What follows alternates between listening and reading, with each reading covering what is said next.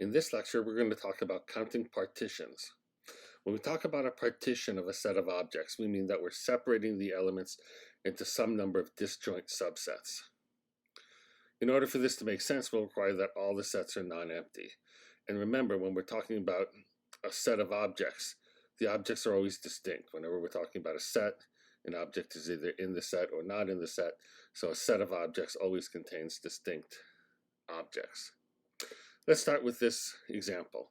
In how many ways can one partition a set of 3 people into 2 non-empty sets? Well, let's say that the 3 people are people A, B, and C. So imagine we have a set of 3 people here.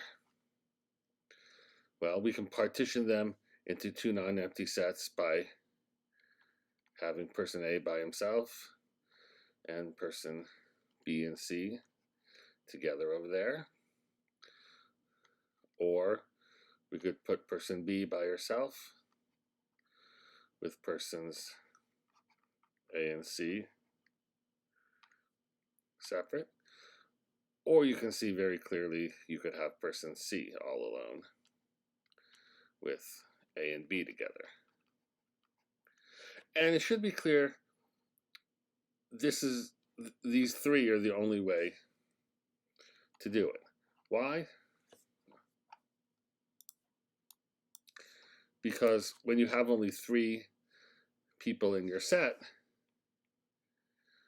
a partition into 2 non-empty sets means one set will have to contain just one person and the other set will have to contain just 2 people. And we can categorize them by who's the one person who's left alone in the singleton set. Let's look at a slightly different example. In how many ways can one partition a class of 33 students into 2 groups? One group of size 16 and one group of size 17. And these groups, when we talk about a partition, they'll have to be disjoint sets. So a person will have to be in one group or the other, no overlap, and it will have to make up the entire class, these 2 groups of size 16 and size 17. Well, it should be pretty easy to see what the answer is, because if I just tell you who the 16 people are in the group of 16, everybody else has to be in the group of 17. And how many ways can I pick 16 people for that group? The answer will just be 33 choose 16.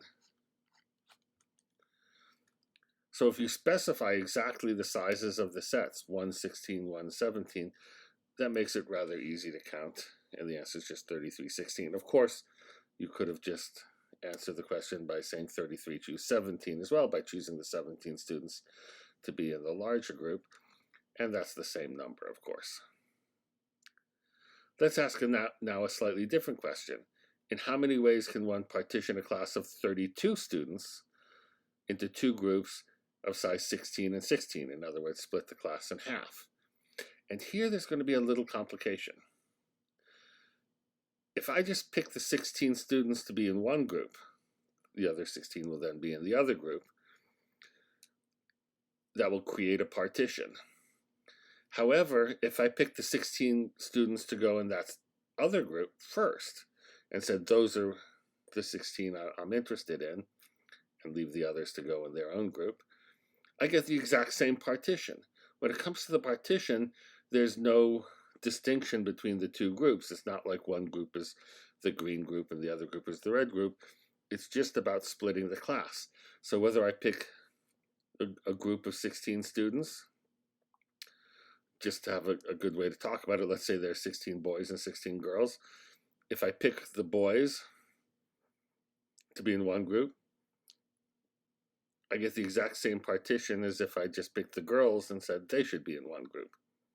So the answer won't be 32 choose 16, because that will double count every partition.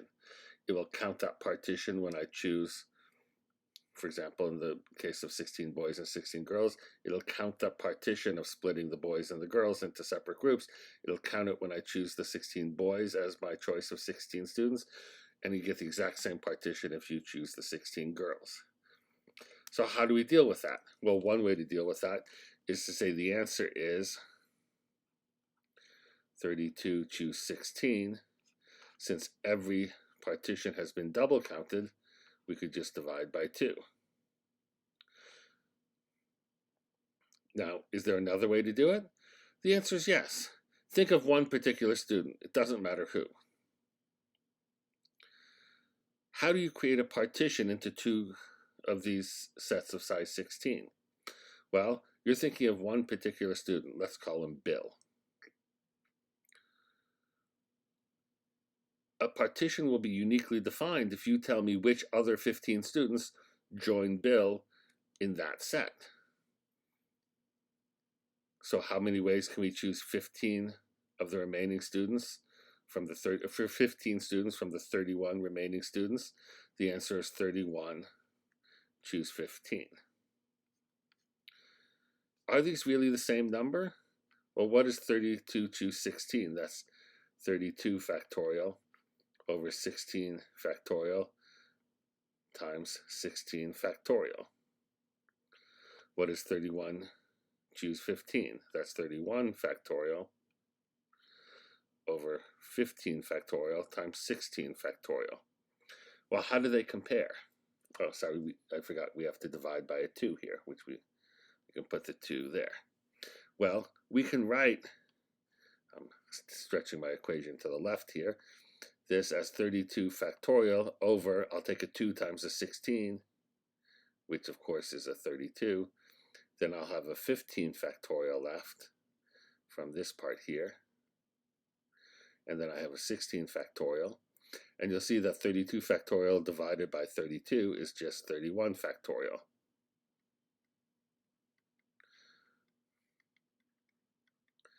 So what we see here is that there are 2 ways we could count how to partition a class of 32 students into 2 even-sized groups, both of size 16.